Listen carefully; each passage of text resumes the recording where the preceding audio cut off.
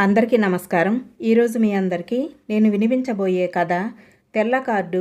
రచన doctor ఎంవిజే Bhuvaneswararao గారు. అప్పారావుకి పుట్టినప్పటి నుంచి అదృష్టమే. 2 రూపాయలకే కిలో బియ్యం అందుకోవటంతో ప్రారంభమైన అతని జైత్రయాత్ర నేటికి అడ్డు అదుపు లేకుండా కొనసాగుతోంది. అతనికెప్పుడూ కష్టపడే అవసరం రాలేదు. ఆదరణ దగ్గర నుంచి అమ్మఒడి వరకు దేన్ని విడిచిపెట్టలేదు అప్పారావు. అప్పారావు తల్లిదండ్రులిద్దరికీ వృద్ధాప్యపు పెన్షన్ వస్తోంది. అప్పారావుకి దివ్యాంగ పెన్షన్ వస్తుంది. అలాగని అప్పారావు పుట్టుకతో దివ్యాంగుడు కాదు. సైకిల్ మీద నుండి జారిపట్టంతో కాలివేలికి దెబ్బ తగిలి కాలివేలి చివరని తీసేయాల్సి వచ్చింది. అప్పారావు సైకిల్ని వెనక నుండి గుద్దిన కారు ఓనరు గవర్నమెంట్ డాక్టర్ కావటంతో ఊహించని ఉత్పాదాన్ని నిలువరించటానికి 50% వైకల్యమని ఓ మెడికల్ సర్టిఫికెట్ రాయించి ఇచ్చేశాడు. ఆ రోజు నుండి అప్పారావుకి దివ్యాంగ పెన్షన్ దివ్యంగా అందుతుంది. గతంలో కాస్త తక్కువైనప్పటికీ ఇప్పుడైతే నెలకి 6,000 రూపాయలు చేతికందుతోంది. పైగా ఆ సర్టిఫికెట్తో గవర్నమెంట్ ఆఫీసులో ప్యూన్ ఉద్యోగం సైతం దివ్యాంగుల కోటాలో సంపాదించుకున్నాడు. ఒక పక్క ఉద్యోగం, మరో పక్క పెన్షన్. దేనిని వదలటం లేదు అప్పారావు. తల్లిదండ్రుల పేరున ఒక ఇల్లు, అప్పారావు పేరున మరొక ఇల్లు, వేరువేరుగా ఉంటున్నామని చెప్పి ఫ్రీగా సర్కార్ వారి 2 ఇళ్ళు చేజిక్కించుకొని ఒక ఇంటిని అద్దెకిచ్చేశాడు. ప్రభుత్వ పెన్షన్, రేషన్, మెడికేషన్, ఎడ్యుకేషన్తో మాత్రమే కుటుంబాన్ని నడపాలని, జీతం, పెన్షన్ రూపంలో ఇతరత్రా వచ్చే డబ్బుని ఏమాత్రం ఎందుకు వినియోగించకూడదనేది అప్పారావు తీసుకున్న గట్టి నిర్ణయం. అప్పారావు అనుకున్నట్లుగానే అన్నీ ఉచితంగా అందుకుంటూ కొడుకుని కూతుర్ని పెంచి పెద్ద చేశాడు. పిల్లలిద్దరూ బాగా చదువుకున్నారు. ఉద్యోగాల వేటలో పడ్డారు. వారు పెళ్ళిటికి వచ్చేసరికి అప్పారావు సంబంధాల వేటలో పడ్డాడు. ముందుగా కొడుక్కి పెళ్లి చేద్దామని తలచి అమ్మాయిలను వెతుకుతున్న అప్పారావుకి అన్నీ డబ్బున్న సంబంధాలే ఎదురవుతున్నాయి. అప్పారావు సంపాదనా చాతుర్యాన్ని గుర్తించి అప్పారావు వద్దు వద్దని వారిస్తున్నా వెంటపడి మరీ పిల్లనిస్తామంటున్నారు. అప్పారావు ససేమిరా అంటున్నాడు. అప్పారావుకంటూ కొన్ని లెక్కలున్నాయి. తన అభిమతానికి, అభిప్రాయాలకి సరితూగే సంబంధాన్నే ఖాయం చేసుకోవాలనేది అతని నిశ్చితాభిప్రాయం. అవతలి వారికి ఆస్తిపాస్తులు ఎన్ని కోట్లున్నాయని కానీ అప్పారావుకి పట్టింపు లేదు. కానీ వారికి ఖచ్చితంగా తెల్ల కార్డు ఉండి తీరాలి. ఈ విషయంలో ఏమాత్రం తగ్గే పరిస్థితి లేదు.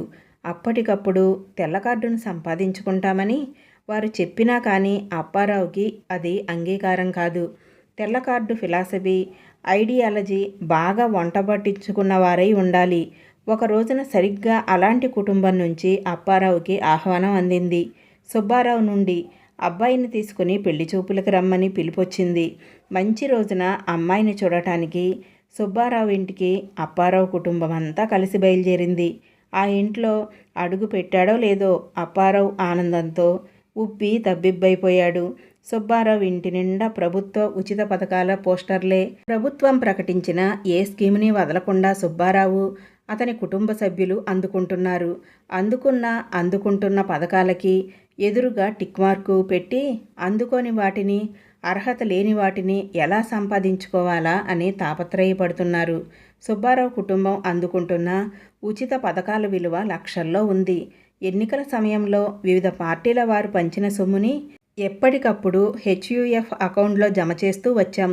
పార్లమెంటు, అసెంబ్లీ, లోకల్ బాడీస్ ఎన్నికలన్నిటిలోనూ గత 30 సంవత్సరాలుగా వచ్చిన సొమ్ముని అల్లుడు గారు కారు కొనుక్కోవటానికి లాంఛనంగా ఇద్దామనుకుంటున్నాం.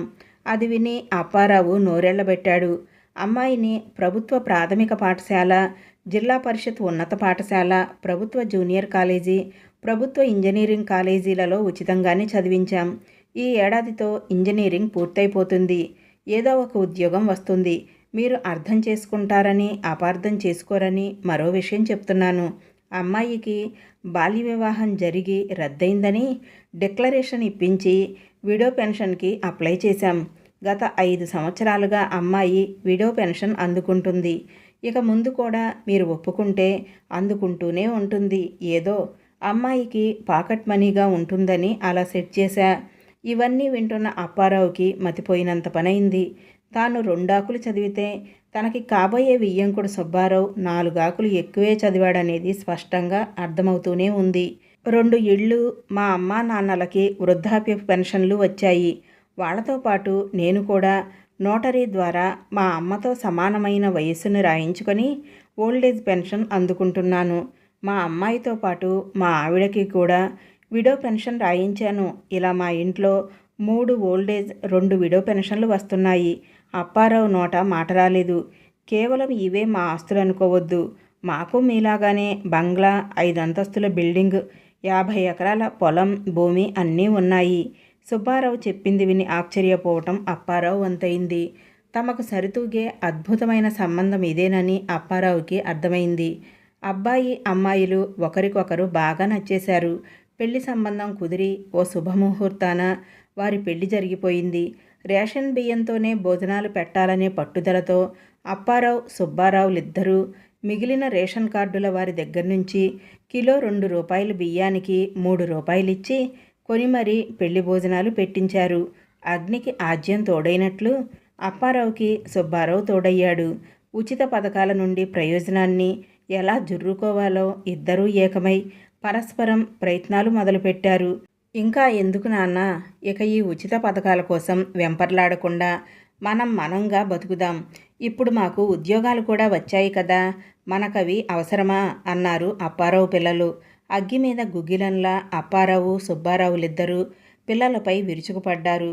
మీరింత అమాయకంగా ఎలా మారిపోయారో, మా పెంపకంలోనే ఏదో లోపం ఉందేమో.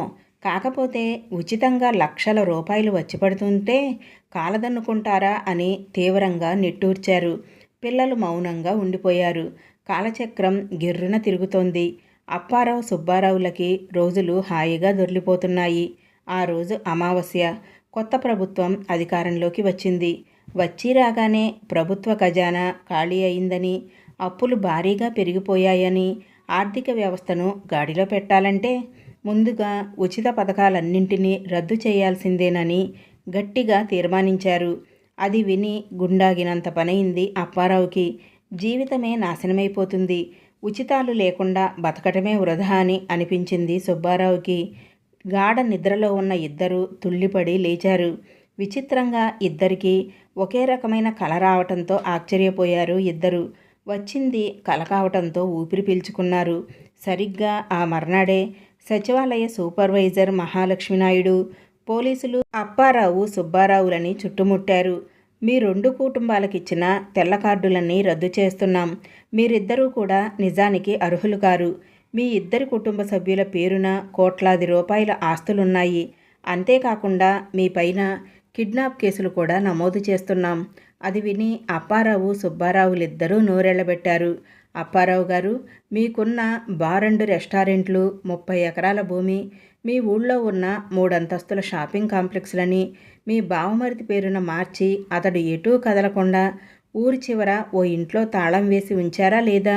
మీ పేరున ఉంటే మీకు ఉచిత పథకాలు అందవనే కదా మీరీ పని చేశారు. ప్రతిరోజు మీ బావమరిదికి క్యారేజ్ పట్టుకు వెళుతున్నది వాస్తవమా కాదా?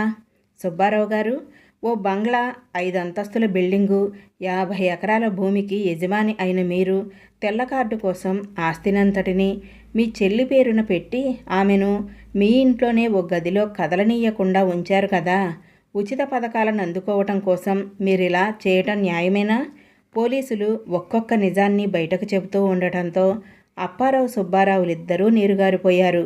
ప్రభుత్వాన్ని తప్పుడు వివరాలతో తప్పుదోవ పట్టినంచినందుకు గాను, మోసపూరితంగా ఉచిత పథకాల ద్వారా లబ్ధి పొందినందుకు గాను, మీ ఆస్తులని కుట్రపూరితంగా వేరొకరి పేరున మార్చి ఉచిత పథకాలు అందుకోవాలనే కాంక్షతో వారిని నిర్బంధించి ఉంచినందుకు గాను తగిన సెక్షన్ల కింద కేసులు నమోదు చేస్తున్నాం. ఒక్కసారిగా అప్పారావు, సుబ్బారావులిద్దరూ లబోదిబోమన్నారు. సచివాలయం సూపర్వైజరు, పోలీసు వాళ్ల కాళ్ళని చిరొకరు పట్టుకొని, అయ్యా, మమ్మల్ని క్షమించండి, మీరు చెప్పినట్టే నడుచుకుంటాం. మా మీద కేసులేవీ లేకుండా చూడండి. తెల్ల కార్డు రద్దుకి మేమే స్వయంగా దరఖాస్తు చేస్తాం. ఈసారికి మమ్మల్ని వదిలేయండి మహాప్రభు అని బతిమిలాడుకోసాగారు. అదే క్షణంలో సచివాలయం సూపర్వైజర్ అప్పారావు కొడుకు సందీప్ వైపు కన్నుగీటి చూడటం సుబ్బారావు కంటపడింది. ఏదో అర్థమైనట్లు తెలియని ధైర్యం వచ్చేసింది. సందీప్ వెంటనే వారికేదో నచ్చజెప్పి పోలీసుల్ని, సూపర్వైజర్ని వెనక్కి పంపేశాడు. ఇప్పటికైనా అర్థం చేసుకోండి. ఈ ఉచితాలనేవి శాశ్వతం కాదు. వాటిపై ఆధారపడటం మంచిది కాదు. అర్హులం కాకపోయినా అందుకోవాలని ఆరాటపడటం వలన నిజంగా అర్హులైన వారికి అవసరమైన సాయం అందకుండా పోతుంది. మన తెల్ల కార్డులని రద్దు చేసుకుందాం. సందీప్ మాటలు విని వికృతంగా నవ్వాడు సుబ్బారావు. అల్లుడు గారు, ఉచితాలు శాశ్వతమా కాదా అనే విషయంలో మీకే అనుమానం అక్కర్లేదు. ఈ ఉచిత పథకాలు రిజర్వేషన్ల కన్నా శక్తివంతమైనవి. ఇవి మరింతగా పెరిగి మరింతగా వృద్ధి చెంది కొత్త కొత్త పేర్లతో ఎప్పటికీ అలాగే కొనసాగుతాయి. మనిషి ఆయుష్ 100 ఏళ్లయితే వీటి ఆయుష్ 1000 ఏళ్ళు. ఇకపోతే ఈ పోలీసుల దాడి, తెల్ల కార్డు రద్దు డ్రామా ఇదంతా మీరే ఏర్పాటు చేశారు కదా. సందీప్ నిర్ఘాతపోయి ఏం మాట్లాడకుండా మౌనంగా ఉండిపోయాడు. వీళ్ళని మార్చటం ఎవరి తరము కాదని అక్కడి నుండి నిష్క్రమించాడు. మర్నాడు బావమరిది దుర్గారావుకి క్యారేజ్ పట్టుకు వెళ్ళిన అప్పారావు గుండె గుబేలుమంది. గది తలుపులు మూసే ఉన్నాయి, కానీ దుర్గారావు లేడు. అంతలోనే సెల్ ఫోన్ రింగ్ కావటంతో చెవి కానించాడు అప్పారావు. బావా, నువ్వు నన్ను ఎందుకు నిర్బంధించావో ఇప్పుడే తెలిసింది నాకు. నా పేరనున్న నీ ఆస్తుల్ని నీకు ఎట్టి పరిస్థితుల్లోనూ ట్రాన్స్ఫర్ చేయను. ఎందుకంటే ఆ పని చేస్తే నీ తెల్ల కార్డు రద్దయిపోతుంది కదా. నాకు క్యారేజీలు తెచ్చే శ్రమ ఇక నీకు అక్కర్లేదు. ఫోన్ కట్ అయ్యింది. అప్పారావు కళ్ళు తిరిగి కింద పడ్డాడు. ఏమండి, మీ చెల్లి గదిలో లేదండి, ఎక్కడికో పారిపోయింది. ఇంట్లో నుండి భార్య చెప్పింది విని గాబరా పడ్డాడు సుబ్బారావు. అంతలోనే ఫోన్ మోగుతూ ఉండటంతో ఫోన్ ఎత్తాడు. ఒరే అన్నయ్య, ఇన్నాళ్ళు నన్ను ఎందుకు గదిలో నుండి కదలనీయటం లేదో బోధపడింది. నాకు పెళ్లి కూడా చేయకుండా నీ స్వార్థం కోసం వాడుకున్నావు. నా పేరు నిన్న నీ ఆస్తులతో మంచి వ్యక్తిని చూసి పెళ్లి చేసుకుంటాను. నీ ఆస్తిని నీ పేరున మార్చేస్తానేమోనని బెంగపడొద్దు. నీ తెల్ల కార్డు ఎప్పటికీ రద్దవకుండా చూసుకునే బాధ్యత నాది. ఆ తర్వాత ఇక ఏ మాటలు వినిపించలేదు. అప్పటికే స్పృహ తప్పి కుప్పగూలిపోయాడు సుబ్బారావు. ఈ కథ ఇంతటితో సమాప్తం. ఈ కథ విన్నారు కదా. ఈ కథ ప్రస్తుత సమాజానికి అద్దం పడుతుంది. తెల్ల కార్డు ఉన్నవాళ్ళు అందరూ అర్హులు కాదండి. కొంతమంది ఎంత ఆస్తి ఉన్నా సరే అక్రమ మార్గంలో తెల్ల కార్డుల్ని పొందటం, అలాగే అర్హులైన కొంతమందికి అందకుండా పోవటం కూడా జరుగుతుంది. అయితే ఎవరికి వారు స్వచ్ఛందంగా అవసరం లేని వారు తెల్ల కార్డుల్ని రద్దు చేసుకోవచ్చని కూడా చెప్తున్నారు. పెద్ద పెద్ద అంతస్తులు, ఎకరాల భూములు ఉన్నవాళ్ళు కూడా ఈ తెల్ల కార్డు కక్కుర్తి పడిపోతున్నారు. దీనివలన పేదవారికి, అర్హులైన వారికి సరిగ్గా సాయం అందక ఎంతో బాధపడుతున్నారు. ఇదే ఈ కథలో చాలా చక్కగా వివరించారు. ఇంత చక్కటి కథను మనకు అందించిన వారు డాక్టర్ ఎంవిజే భువనేశ్వరరావు గారు. వారికి నా నమస్కారములు. ఈ కథ కనుక మీకు నచ్చితే ఎలా ఉంది అనే విషయాన్ని నాకు తప్పకుండా కామెంట్ సెక్షన్లో తెలియచేయండి. నా ఛానల్ కనుక మీకు నచ్చితే తప్పకుండా లైక్ చేయండి, షేర్ చేయండి, సబ్స్క్రైబ్ చేసుకోండి.